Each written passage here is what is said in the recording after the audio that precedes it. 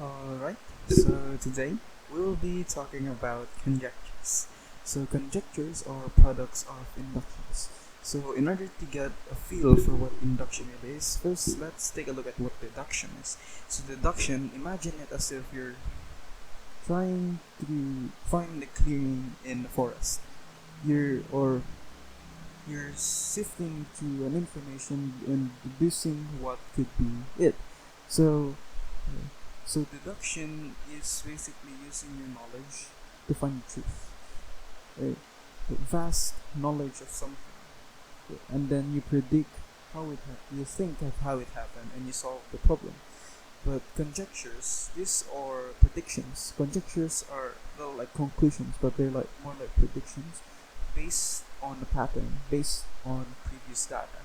So conjectures are like well contrary answers. Like for example, if I said that if I had a pattern like 1, 2, 3, and so on, I would guess that the next number would be 4, and then the next after 4 would be 5.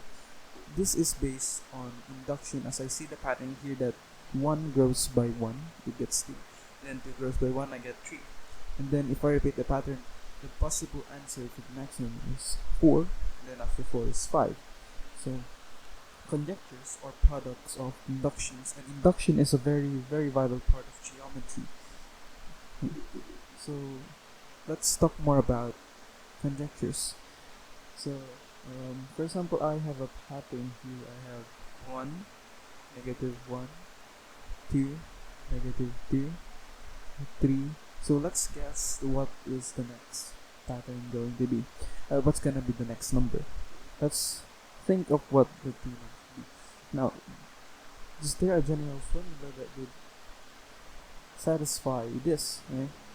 So you look at this and okay, how do I get a negative number and then a positive number? Okay, you could be multiplying a negative number, okay, but that's how it's happening. You see, if you subtract 2 to 1, if you subtract 2 to 1, you got -1, which is the next sum. And here, -1, if you add 3, you get 3, the next number. And then if you subtract -4, then you get -3, which is the next number to it. Okay? Now if you add 5, you're gonna get 3. And so based on this pattern, we should subtract by 6, right? So that the next number would be 3. So if you subtract it by 6, you get negative. And then here we're gonna add 7 to get 4. So here we will think that the answer would be, well, the two the two numbers are -3 and 4.